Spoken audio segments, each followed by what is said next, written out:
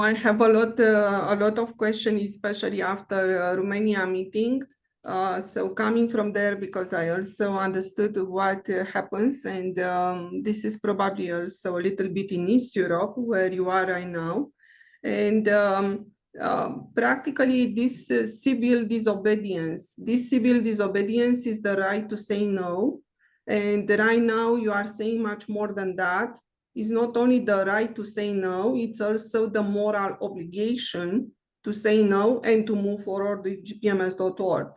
And what I would like, practically, it was a question yesterday about the civil war right now that the people may be involved because the banking system will go down, and practically the people will lose also the money, but not only the money, they will lose the access to use the banking system how they want, because there will be restriction on for example, in Romania, there will be restriction on cash, how much they can also use the cash, how much they can also pay bills and everything per month. There will be one amount that will go down every, probably all the time since now.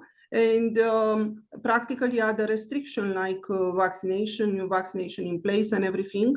And practically right now the question, it's a little bit based on fear that the people will be compliant again. And this is the reason that a movement like civil disobedience started in Romania, because do not let the people on the situation to obey again the system, and to know that they have the right to say no. So what can be done? Because inside of GPMS, we started with 5.7, 5.8 billion people that we were able to, with the soul, that we were able to practically to save them, to bring all together. After that, we started to say that the number is coming towards 5 billion. So right now in the front of a civil war, so what might happen and what could be done, because we are probably almost there. And as I can see right now, also the military from Romania, they try to send a signal that the project, it's the globalist project, it's extremely advanced, and we have to do something. So how can we move forward, and what could be the number? Because the civil war seems to be exactly there. Let me say first, when you look at the term civil disobedience, when you look at what they are labeling as civil, it's not, it is savage. So it needs to be made clear that something savage doesn't have any authority to begin with. And again, when the focus is put on internationally within every nation to go against a very small political structure, they are distracted from creating the new. And it's all designed within each nation to have that continuing animosity where ones are played by political parties as they know. And when the political parties get in, nothing changes.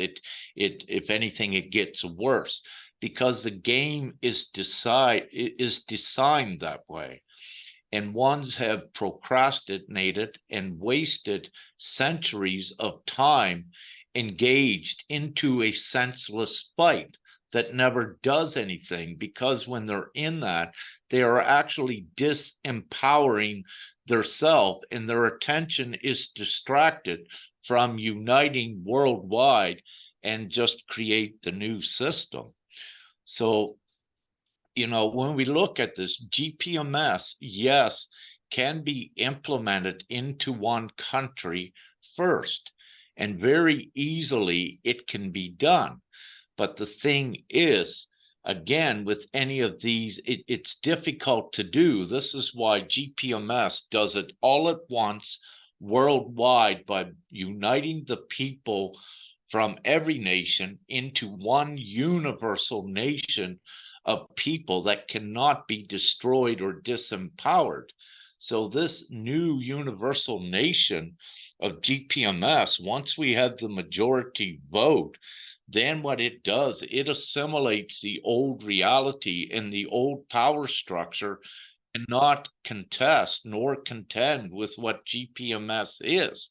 So by putting the peaceful focus on the united assembly of the peoples worldwide, by bringing them together as one, what it does, it eradicates all of the problem.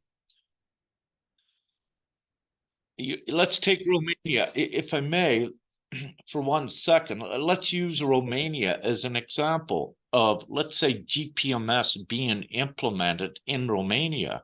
Yes, very simply, it can be done. So what you look at first off is, do you need the internet? Do you need the financial routing system? Well, the first answer to that with GPMS is no, because when you have the majority of the people in the country that have voted for GPMS, then they take the rightful and lawful peaceful ownership of the physical printing presses inside of Romania. So what this means that then everyone has access to a physical cash flow where they are not dependent upon the internet or the financial routing system as well. So you could have a self-sustained economy, if you will, within Romania with your electric, with your power source. You have many dams and natural technology with solar energy and other sources that is Romania's itself. So when you look at what would you need, when you look at perhaps gas, so then when you look at gas and fossil fuels coming in, what I wish to say is that then some agreements are usually made in the past with an outside country. But what do you have in here? Do you have the sustainable resources that you can do it on? But this is where it begins to get complicated, why I say that one nation really cannot do it, that it takes universally all the nations together, because that is where all of the unlimited resource is that uplifts every nation. And in the past, with nations on their own, or a country like Romania, if you're to go and do this, then you are sanctioned by the other governments that are still part of the dark system in other countries. So then they trap you, and then you have no choice but to submit to their system. So ideally, GPMS says no. At the same time, in every nation worldwide, we are uniting it to make a united nation of the people, a universal nation of the people worldwide. And what this does, it fully tears down, deconstructs the old power regime, and it empowers the people to do what is morally correct to do. I don't know if that fully answered what you. Yes, and this is also available for Canada too. So practically we can start GPMS here and everywhere.